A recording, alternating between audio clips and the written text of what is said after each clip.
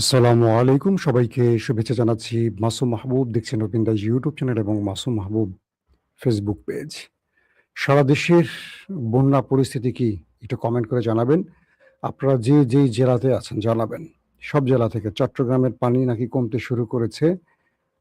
সিলেট বা রাঙামাটি, বান্দরবন, খাগড়াছড়ি যে আমাদের পার্বত্য অঞ্চলগুলো আছে সেখানকার অবস্থা জানাবেন।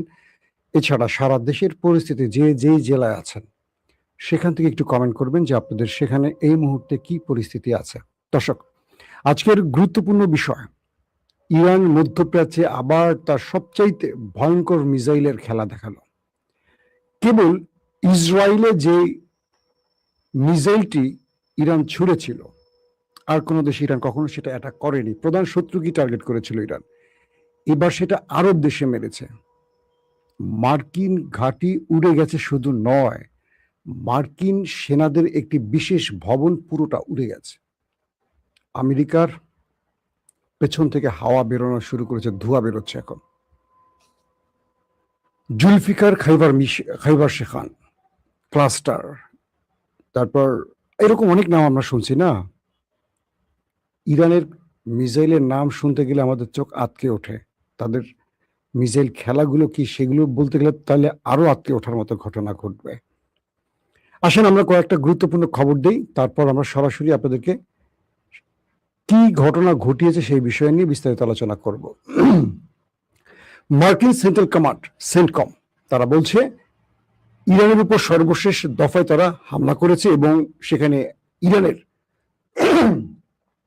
অনেকগুলো সামরিক কেন্দ্র তারা ধ্বংস করেছে। আবার ইরানের গণমাধ্যম বলছে দক্ষিণাঞ্চলীয় শহর ও উপকূলীয় দ্বীপগুলোতে বিস্ফোরণের খবর দিয়েছে।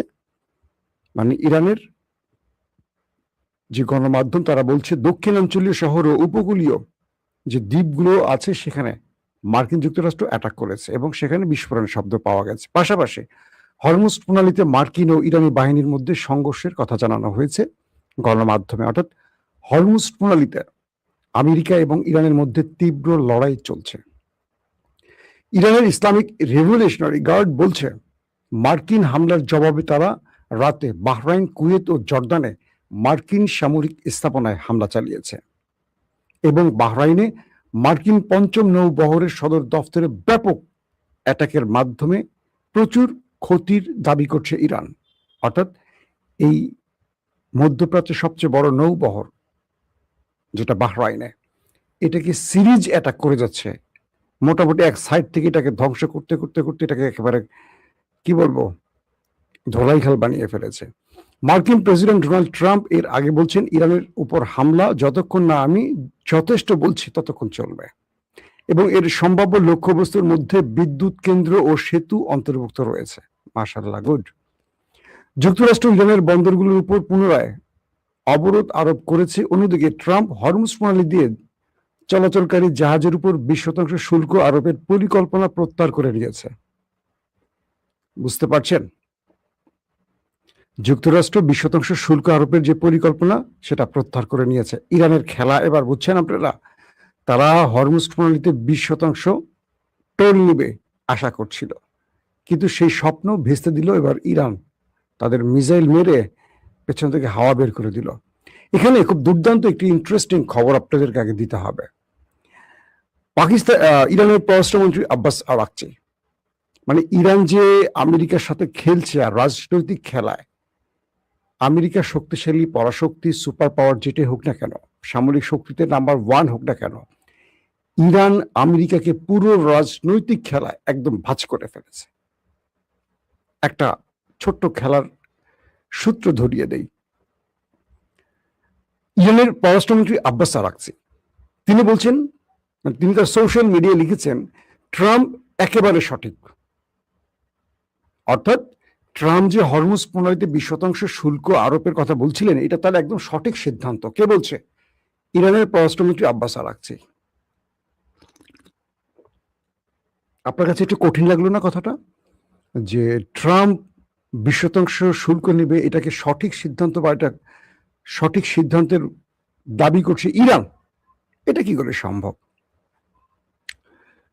আব্বাস আরাকচি বলছেন, গুরুত্বপূর্ণ এই নৌপথে যাতায়াতের জন্য মাশুল নেয়ার বিষয়ে তেহরানের অবস্থানকে ট্রাম্প নিজেই বৈধতা দিয়েছে। এটা হলো মূল খেলা। অর্থাৎ ইরান হরমুজে তারা যে টোলের কথা বলছিল বা মেইনটেনেন্স ফির কথা বলছিল, আর আমেরিকা এটাকে অ্যাভয়েড করেছিল, বা আমেরিকা বলছে না এটা ঠিক নয়, এটা আন্তর্জাতিক জলসীমা, এখান থেকে এটা করা যাবে না, এখান থেকে কোনো টোল নেওয়া যাবে না। ইরানকে নিষেধ করেছিল কে? আমেরিকা। আর এখন কি হলো, যখন আমেরিকা নিজে এখানে এসে বাকি জাহাজগুলোকে নিরাপত্তা দেওয়ার কথা বললো, তখন তিনি নিজে 20% শুল্ক চেয়ে বসলো। তার মানে এখানে একটা শুল্ক নেয়ার ব্যাপার আছে, কারণ এই রুটে সবাইকে নিরাপত্তা দেয়া, পরিবেশ দূষণ থেকে সাগরকে রক্ষা করা, এবং আরো যে মেইনটেনেন্স গুলো আছে সেটাকে রক্ষার জন্য টোল যে লাগবে, এটা আমেরিকা বৈধতা দিয়ে ফেলেছে। কারণ আমেরিকা এখানে থাকার জন্য বা আমেরিকা নিরাপত্তা দেওয়ার জন্য এই 20% চেয়ে বসছে। তার মানে ইরান যে আগে চেয়েছিল এটার বৈধ হয়ে গেছে। কিন্তু প্রশ্ন হলো, তিনি বলছেন, তিনি ট্রাম্পকে খোঁচা দিয়ে বলেন ট্রাম্প যে 20% মাশুল নিতে চায় তা একটু বেশি হয়ে যায়, কিন্তু ইরান এত বেশি নেবে না, ইরান অনেক কম নেবে। ইরান মানুষের উপর জুলুম করবে না। আমেরিকা 10,000 মাইল দূর থেকে এসে অন্যের জলসীমায় বসে টোল নেবে, তাও আবার 3 ডবল বেশি, আর ইরান তার জলসীমায় বসে সেই টোল নেবে না। এটা কি হয়? এখন ট্রাম্প কি বলবে বলেন? ট্রাম্প এখন বুঝতে পারছেন যে ইরান সহজে তাকে আর ছাড় দেবে না। সমঝোতা স্মারকে কি ছিল তা নিয়ে তাদের নিজেদের ব্যাখ্যা অনেক রকম আসছে দুই পক্ষের। আর যে যুদ্ধ তিনি বারবার ছড়াচ্ছেন ট্রাম্প, এই যুদ্ধে আমেরিকানরা তার প্রতি বিরক্ত হয়ে গেছে এবং বলছেন যে আমেরিকা তার উদ্দেশ্যকে গোপন রেখে মানুষকে ধোঁকা দিচ্ছে। এখন আসেন যে একটি সমঝোতা স্মারকের মাধ্যমে ট্রাম্প চিরতরে ইরানের পারমাণবিক কর্মসূচি বন্ধ করে দিয়েছেন। 3000 বছরের মধ্যে প্রথমবারের মতো মধ্যপ্রাচ্যে শান্তি এনেছেন বলে ঘোষণা করার কয়েক সপ্তাহ পরেই ট্রাম্পের সুর বদলে গেছে। গত সোমবার তিনি একটি রেডিওতে বলেন এই চুক্তিটি ছিল একটি পরীক্ষা, যাতে ইরান ব্যর্থ হয়েছে এবং এর কোনো গুরুত্ব ছিল না। কিন্তু মিস্টার আরাকচি বলছেন এখানে আমরা নই, ব্যর্থ হয়েছে আমেরিকা, কারণ পুরো পৃথিবী বুঝে গেছে আমেরিকা ধোঁকা দেয়।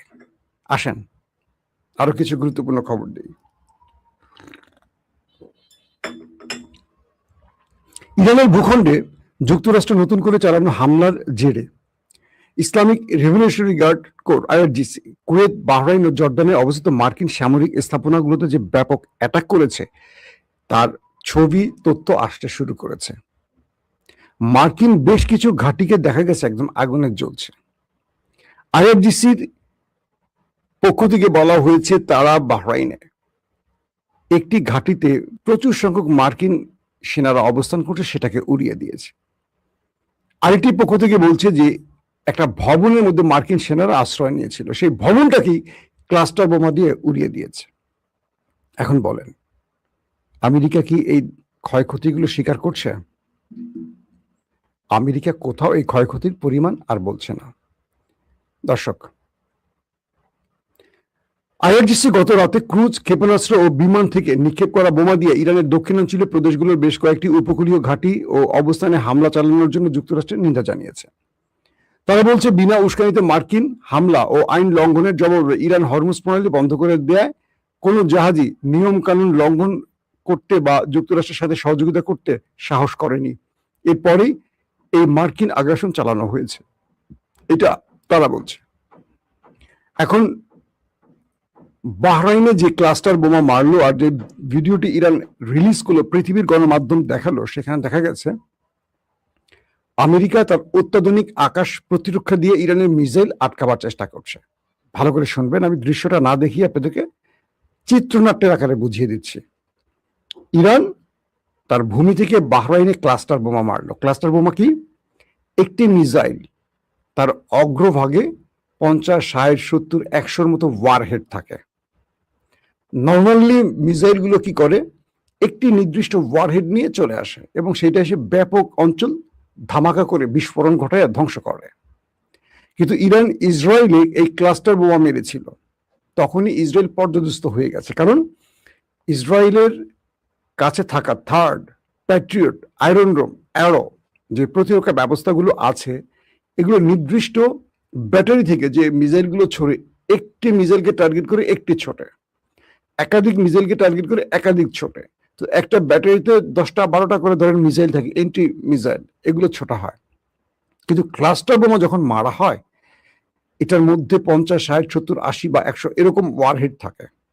একটা মিসাইলের মধ্যে এতগুলো ওয়ারহেড এসে একটি নির্দিষ্ট কক্ষপথে, অর্থাৎ ইরান থেকে যখন এটা উপরে চলে যায়, উপর থেকে এটা নির্দিষ্ট টার্গেটে, নেভিগেশন ব্লক টার্গেটে এসে এটা হিট করে। এবং যে মাত্রা, মানে ইরান যেটাকে সিলেক্ট করে দেয় জিপিএস এ যে আমার এই জায়গাটার টার্গেট, তো বলা হচ্ছে যে বাহরাইনের সেই সামরিক ঘাঁটি, মার্কিন ঘাঁটিতে যখন এই ওয়ারহেডটা আসছিল, আমেরিকার তার রাডার সিস্টেমে যখন দেখছিল, তখন তারা একাধিক অ্যান্টি মিসাইল ছড়ে। এই মিসাইলগুলো কয়টা ওয়ারহেড ধ্বংস করবে? ইরান তো সেটা ক্লাস্টার মারছে। যখন এখান থেকে ক্লাস্টারের অনেকগুলো ওয়ারহেড বেরিয়ে আসে, তখন আমেরিকা কিচ্ছু করতে পারেনি, পুরো ভবনটাকে ধ্বংস করে ফেলেছে। কাল রাতে আমেরিকার রীতিমতো ভয়ঙ্কর দুঃস্বপ্ন দেখেছে ইরানের কাছে।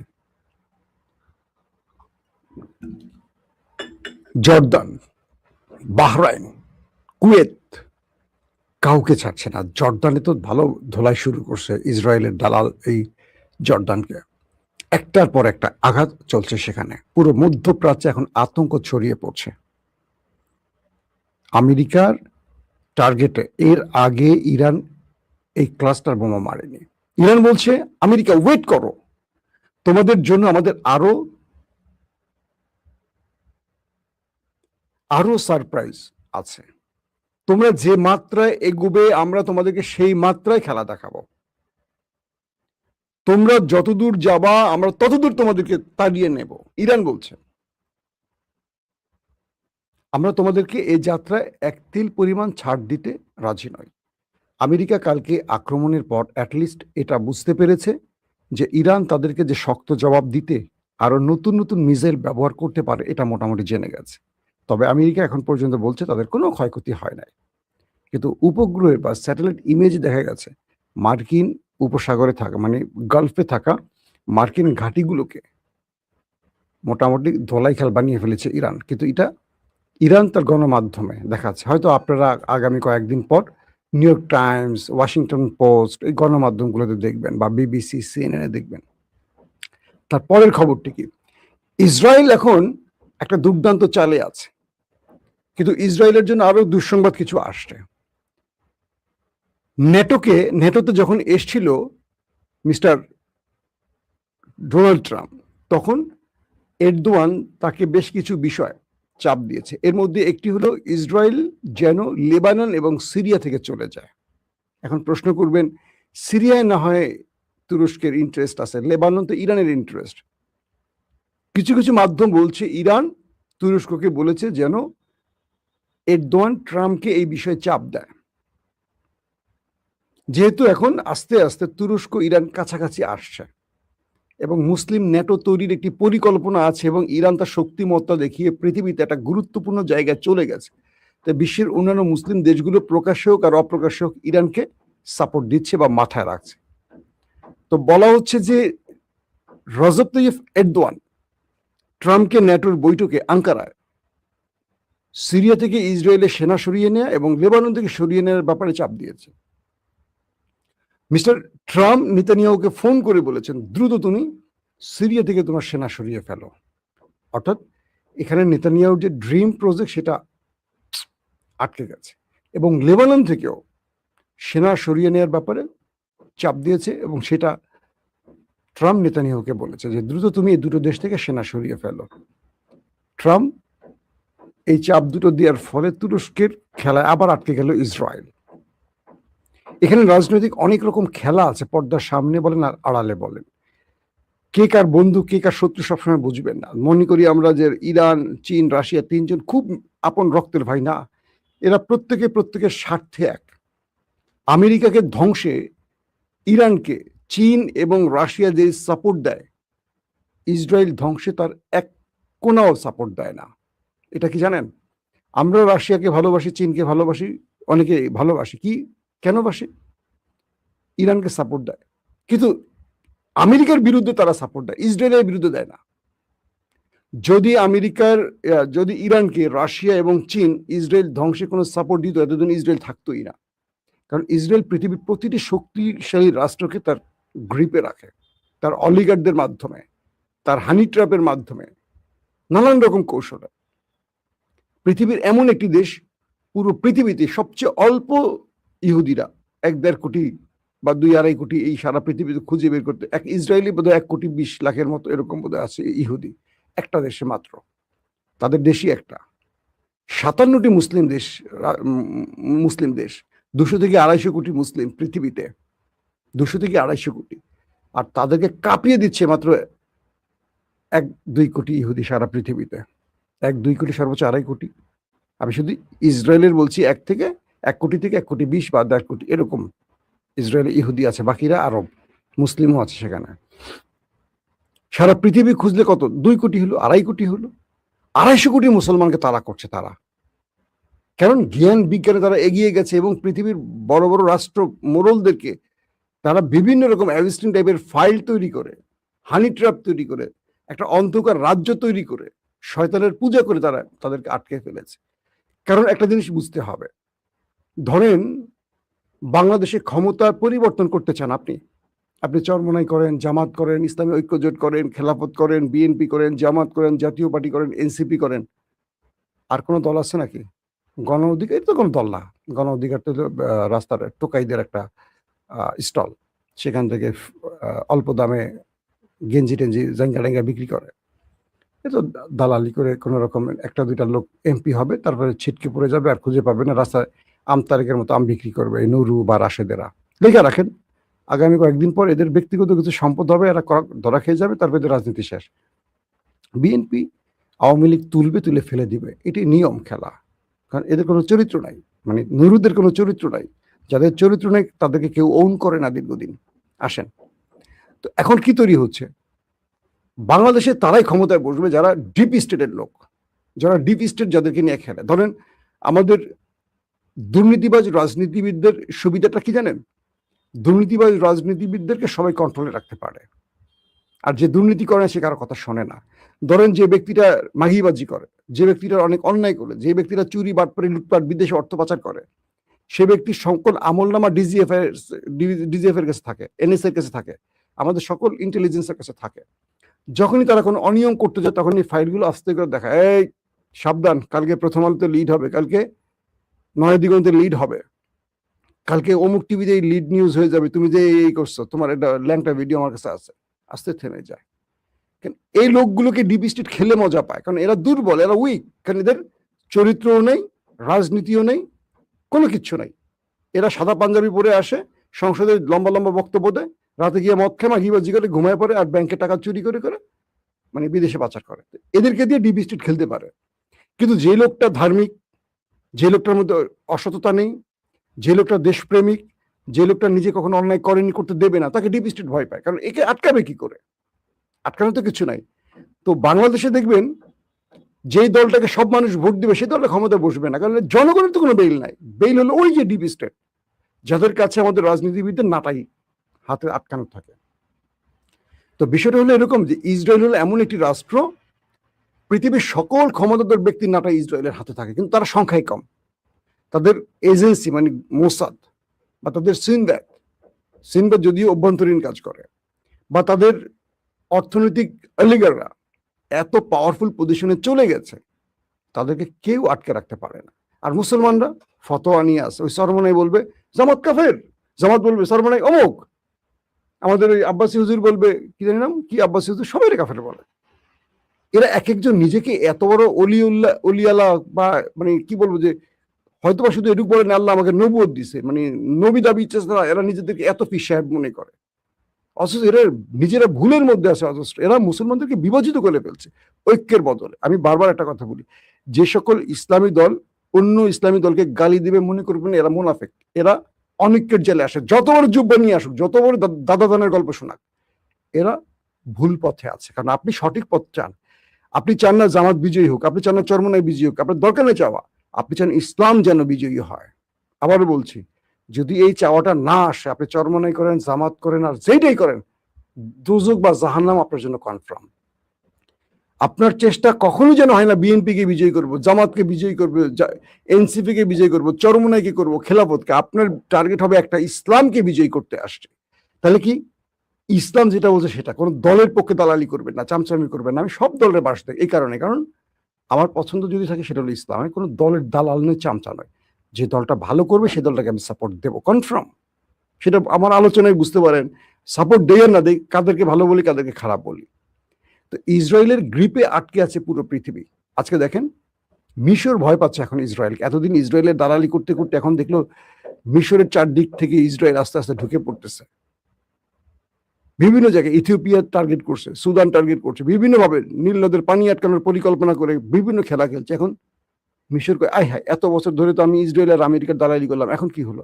আস্তে করে তুরস্কের কাছে ভিড়ছে। আর তুরস্ক দেখলো সুযোগ তো কাজে পেয়ে গেছি, ফিলিস্তিনকে আমার মুক্ত করতে হলে আমার লাগবে কি? মিশরকে। কারণ মিশর ফিলিস্তিনের পাশের দেশ।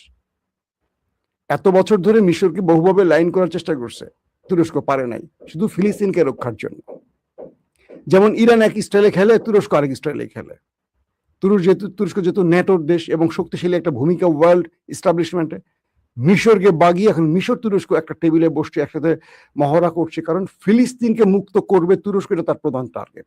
এই জন্য সে ট্রাম্পকে ন্যাটোতে ডেকে সিরিয়া ছাড়তে বললো, লেবানন ছাড়তে বললো। কাকে? ইসরায়েলকে। তো বহুমাত্রিক খেলা এখন চলছে এবং ইরানের যেই দুর্দান্ত সাহসী পদক্ষেপ, ট্রাম্প ভরকে গেছে। ট্রাম্প ভাবতেছে যে এই দেশটা কেমন একটা দেশ, নিউক্লিয়ার অ্যাটাক করছে। কালকে দাবি করছে যে আমরা স্বল্প মাত্রায় নিউক্লিয়ার অ্যাটাকও ইরানে করেছি। এখন তারা বুঝতে পারছে যে ফুল মাত্রা নিউক্লিয়ার মারলেও ইরান ভয় পাবে না, এই জাতি মরে যাবে কিন্তু হার মানবে না। এই জায়গাটাই ট্রাম্পের সবচেয়ে বড় ভয়। তাই বিভিন্ন রকম স্ট্র্যাটেজিক ভাবে পরিকল্পনা ঘুরাচ্ছে, চাপ বাড়াচ্ছে, হিট করছে, বড় বড় কথা বলছে, কিন্তু লাভ হচ্ছে না। ট্রাম্প যত রকম চেষ্টাই করছে, সব চেষ্টা ইরানে গিয়ে ব্যর্থ হয়েছে। কারণ ইরানিরা মরতে রাজি, সার্বভৌমত্ব বা অধিকার বা তাদের যে মুসলিম ঐতিহ্যের যে অহংকারটা, সেটাকে মাটিতে মেশাতে চাচ্ছে না। সো ইরানে তাদের পরাজয় কনফার্ম। এই জাতি মরে যাবে, আমেরিকার কাছে হার মানবে না। আল্লাহ হাফেজ।